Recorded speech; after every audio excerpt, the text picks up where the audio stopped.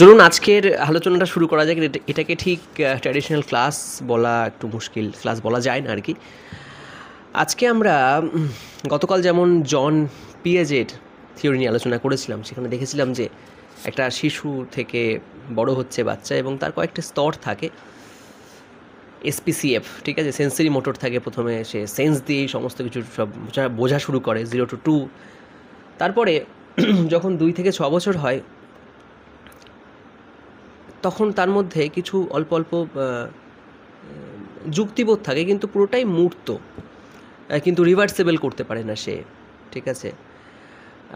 তারপর অঙ্ক যোগ দিলে করতে পারছে, বিয়োগটা কেন হলো রিভার্সিবিলিটি বুঝতে পারে না।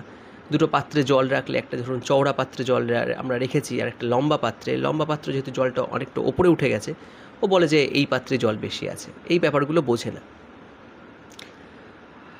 এরপরে যেটা আসে সেটা হচ্ছে যে প্রি অপারেশনাল স্টেজের কথা বললাম। তারপরে আসে SPCF, C for concrete operational, 7 থেকে 11 বছর। এর আগেরটা থাকে হচ্ছে 2 থেকে 7 বছর।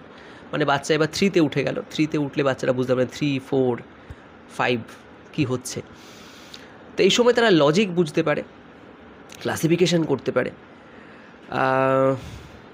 আর রিভার্সিবিলিটি করতে পারে, কিন্তু বিমূর্ত চিন্তা করতে পারে না, অ্যাবস্ট্র্যাক্টভাবে ভাবতে পারে না। এবং এরপরে 7 থেকে 11 যেখানে কংক্রিট 11 থেকে 15 ফর্মাল অপারেশন স্টেজ, সেখানে বিমূর্ত চিন্তা সব কিছুই করতে পারছে। এর ফলে দেখবেন ওখানকার অঙ্কগুলো চেঞ্জ হয়ে যায়। মিডল স্কুলে আমরা দেখি অঙ্ক বিমূর্তভাবে করতে পারে, ঠিক আছে, মানে যেটা পারে, বাচ্চাকে টেনে লম্বা করার মতো নয়।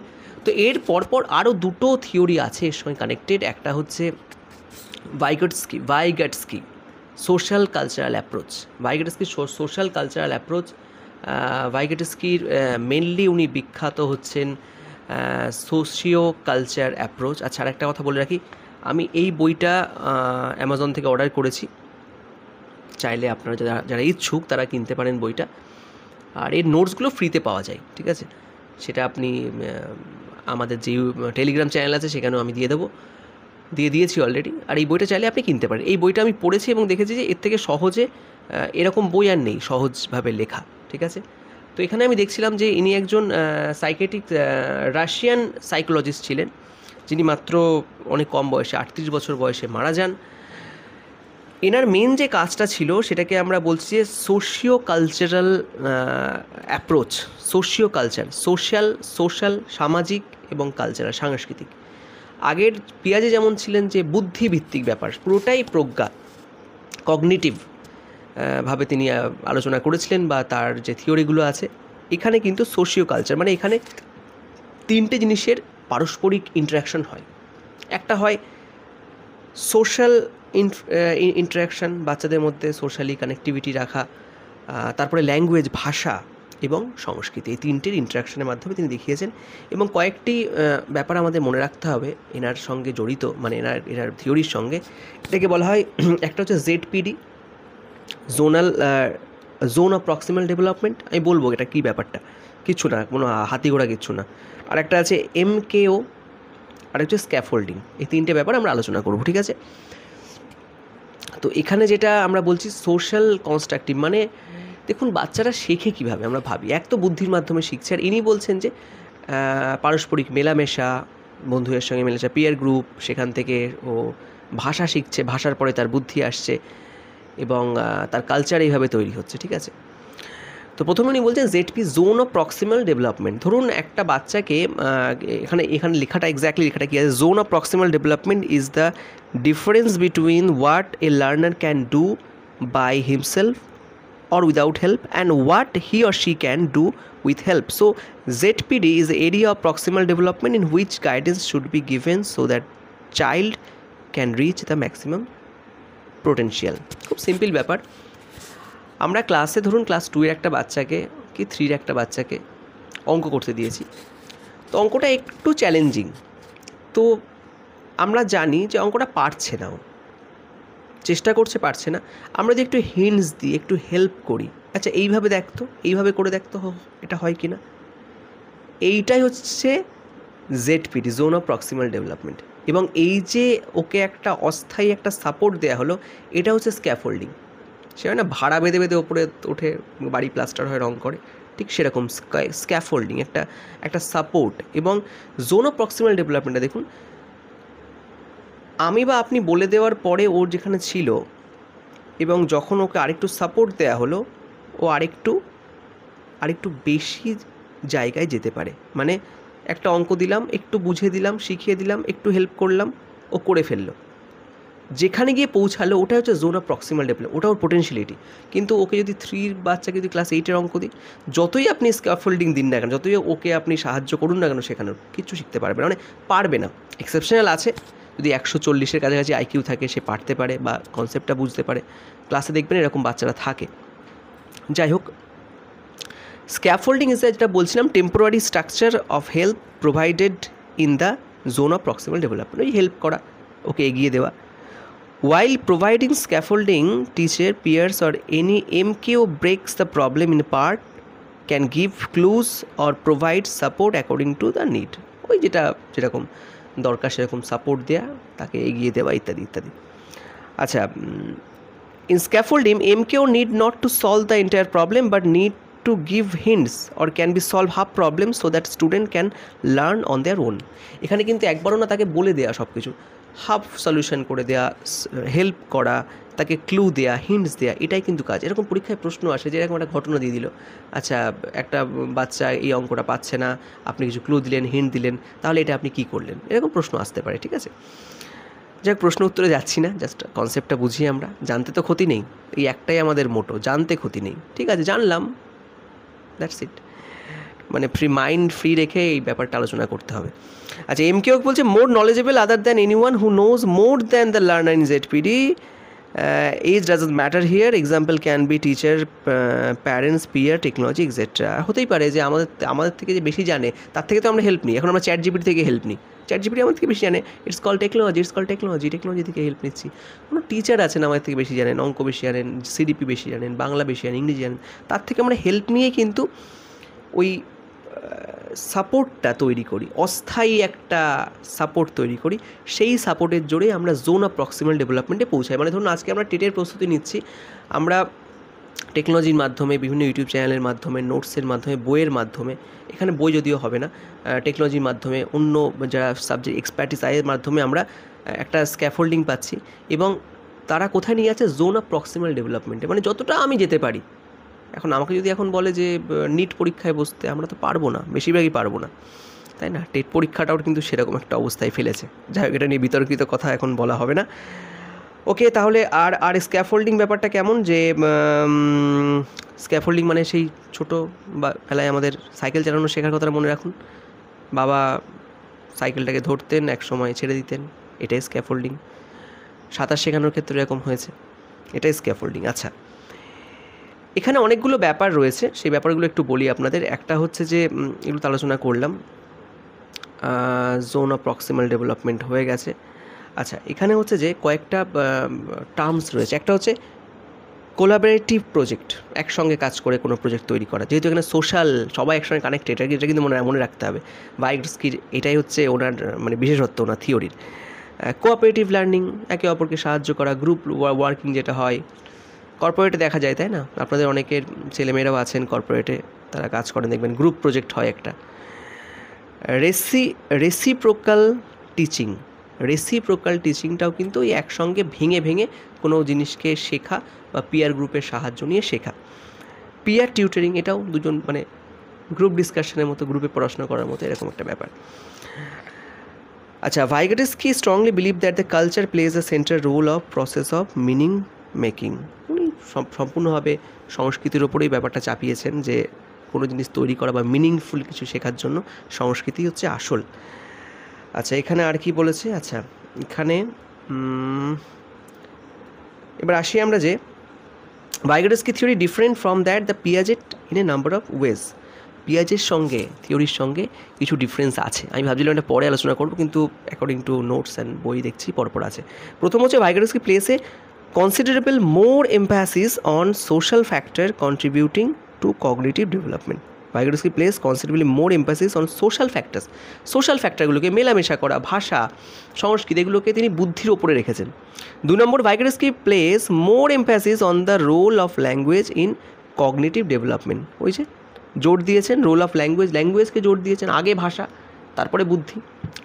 পিয়াজে পুরো উল্টোটা করেছেন, আমরা বলবো। According to Vygotsky, adults play an important source of cognitive development.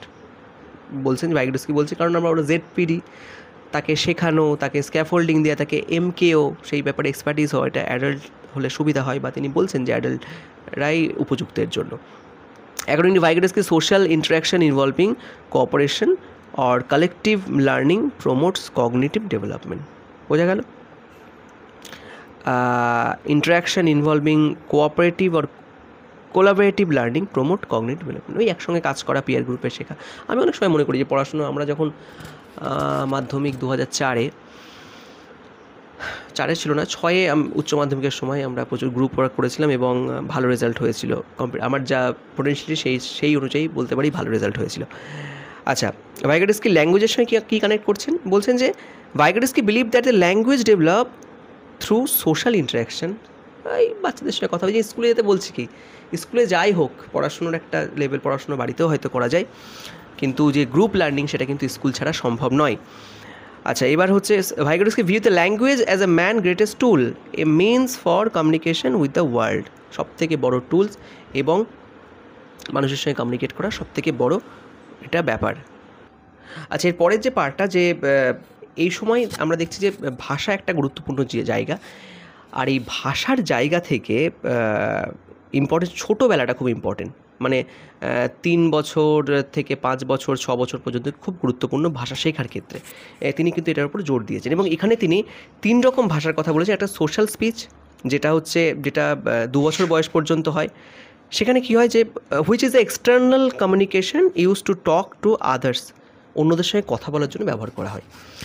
তারপরে প্রাইভেট স্পিচ, এটা 3 বছর বয়সে। প্রাইভেট স্পিচ মানে সে which is directed to self and serves a cognitive function. ঠিক আছে, একটা কগনিটিভ ফাংশানের এখানে যত বুদ্ধি বাড়ে সে তত ভালো করে কথা বলা শুরু করে। ঠিক আছে, আর হচ্ছে প্রাইভেট স্পিচের হচ্ছে একটা সুবিধা হচ্ছে যে এই সময় 3 বছরের ওপরে কাজ এটা শুরু হয়, নিজের সঙ্গে নিজের কথা বলা। আর সবথেকে ইম্পর্টেন্ট যেটা 7 বছর থেকে শুরু হয় সেটা হচ্ছে যে সাইলেন্ট স্পিচ। কেউ কিছু বললে আমরা মনে মনে কথা বলি, সেই সাইলেন্ট স্পিচটা। তাহলে প্রথমে সোশ্যাল স্পিচ হচ্ছে ওর নিজের সঙ্গে বা বন্ধুদের সঙ্গে কথা বলার জন্য, তারপরে নিজের সঙ্গে কথা বলা। প্রাইভেট স্পিচের কথা হচ্ছে এটা 3 বছর বয়স থেকে শুরু হয়, 3 থেকে 7 পর্যন্ত চলে। 7-এর পর থেকে শুরু হয় ইনার স্পিচ, মানে নিজের মনের সঙ্গে ইন্টারনালি কথা বলা।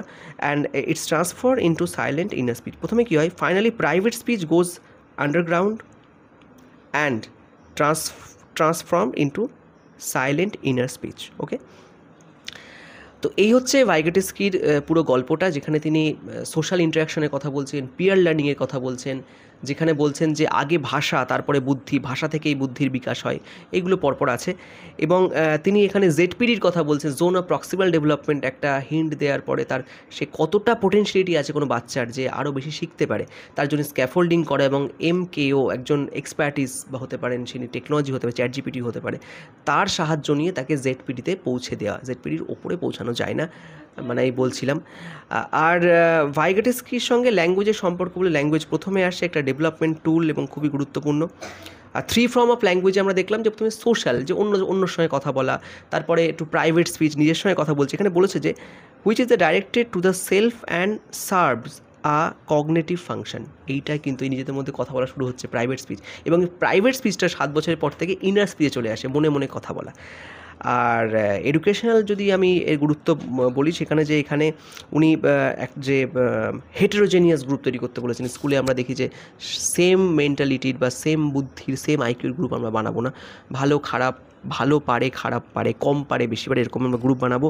আর social interaction are vital in the process of development of child. একটা বাচ্চার বড় হওয়ার পেছনে তার সোশ্যাল ইন্টারাকশানটা খুব ইম্পর্টেন্ট, সেটা স্কুল হোক, খেলার মাঠ হোক, পরিবার হোক, সব কিছুর ক্ষেত্রে, যেটা এখন আমরা কিন্তু সব থেকে ল্যাক পাচ্ছি, মানে ল্যাক দেখছি, যে কারণ তারা বেশিরভাগটাই ফোন বা রিলস বা এই ধরনের জায়গায় তারা বলতে তাদের ব্রেনকে হ্যাক করা হচ্ছে।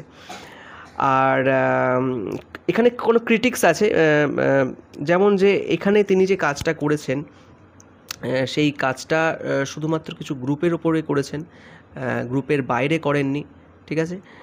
আর the main critics of Vygotsky work is the assumption that is the relevant for all culture. তিনি মনে করতেন এটা সব কালচারের জন্য এটা রেলিভেন্ট হবে, এরকম কিন্তু অনেক সময় হয় না।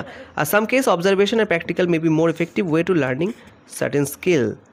তিনি some cases observation and practice may be more effective way to learning certain skill. তো প্র্যাকটিসের কথা তিনি গুরুত্ব দেয়নি, যেটা ট্রায়াল অ্যান্ড এরর মেথডে আমরা পরে আলোচনা করব।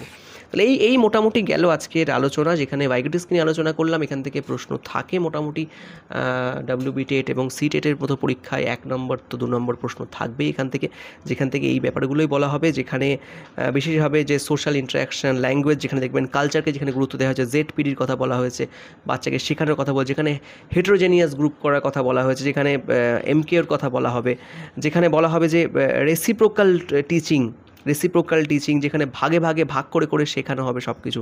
আমরা রেসিপ্রোকাল টিচিংয়ের উপর কিন্তু জোর দেবো, যে যেখানে প্রেডিক্টিং করবে, কোনো বাচ্চাকে এমন কিছু বললাম, সে ভাবনা শুরু করলো যে এটা কী হতে পারে, এই গল্পটা কী হতে পারে, কোশ্চেনিং করলো, নিজেদের মধ্যে কথা বলা শুরু করলো, এবং সেটাকে একসময় সামারাইজ করলো, যে আচ্ছা সবাই মিলে কথা বললো, আচ্ছা একটা ঘটনা বললাম, একটা গল্প বললাম, তারা প্রেডিক্ট করার পরে কিছু কোশ্চেন করলো, নিজেদের মধ্যে কথা বললো এবং সামারাইজ করলো এবং সেটাকে ক্ল্যারিফাই করলো। এটাকেই বলছে রেসিপ্রোকাল টিচিং। এই কনসেপ্ট যদি আমাদের মোটামুটি ক্লিয়ার থাকে, আমরা কিন্তু খুব সহজেই এরকম প্রশ্ন থাকলে বা যাই থাকুক না কেন, আমরা কিন্তু উত্তর করে আসতে পারবো। এবং এখানে স্পিচ নিয়ে, ল্যাঙ্গুয়েজ নিয়ে ভাইগোটস্কি প্রচুর কথা বলেছেন। ল্যাঙ্গুয়েজ কিন্তু খুবই ইনেট একটা পার্ট, সেটা হচ্ছে যার সঙ্গে পিয়াজের একটা ডিফারেন্স আছে। পিয়াজে বলেছেন যে প্রথমে বুদ্ধি তারপরে ভাষা, ভাইগোটস্কি বলেছে না, প্রথমে ভাষা দেখেই বুদ্ধির বিকাশ হয়। আর এখানে 3 রকম স্পিচ আমরা বললাম। সোশ্যাল স্পিচ, অন্যের সঙ্গে কথা বলার জন্য, তারপরে 3 বছরের পর থেকে প্রাইভেট স্পিচ, নিজের মধ্যে একটু কথা বলা হচ্ছে, এবং তারপরে একদম শেষে 7 বছরের পরে সাইলেন্ট ইনার স্পিচ। এটা সারা জীবন ধরে চলবে, এখন আমাদের মনে মনে কথা হয়, মনের সঙ্গে কথা হয়। আর কিছু এখানে ক্রিটিক্স রয়েছে, যে এখানে তিনি নির্দিষ্ট কিছু কালচারের মধ্যেই ব্যাপারটা ভেবেছেন, বা অন্য কালচারের ডিফারেন্সিয়েট কিছু হতে পারে। আর এডুকেশনাল ইম্পর্টেন্স হচ্ছে কোলাবোরেটিং লার্নিং, যে আমরা পিয়ার গ্রুপে গ্রুপ ভাগ করে কাজ করাই, দলগত বিভিন্ন ক্রিয়া করাই, সেগুলো এখানে ইম্পর্টেন্ট। আর social interaction is a vital process of development child, এটাই শেষ কথা। সোশ্যালি কানেক্টেড হলে সেটা বাচ্চাদের ডেভেলপমেন্টের জন্য খুবই গুরুত্বপূর্ণ। যাই হোক, আজকে আলোচনাটা এখানে শেষ করছি, একটু বড় হয়ে গেল ভিডিওটি। নতুন পর্ব নিয়ে আর কমেন্টে লিখবেন। আর আপনারা যদি টেলিগ্রাম চ্যানেলে জুড়তে চান, আমি ডেসক্রিপশন বক্সে লিঙ্ক দিয়ে দেবো, এবং সেখানে আপনারা জয়েন হতে পারেন। Thank you. বাচ্চা দুষ্টুমি করছে, বুঝতেই পারছেন কতটা মানে চ্যালেঞ্জিং পার্ট এই জিনিসগুলো করা। যাই হোক, থ্যাংক ইউ সবাইকে।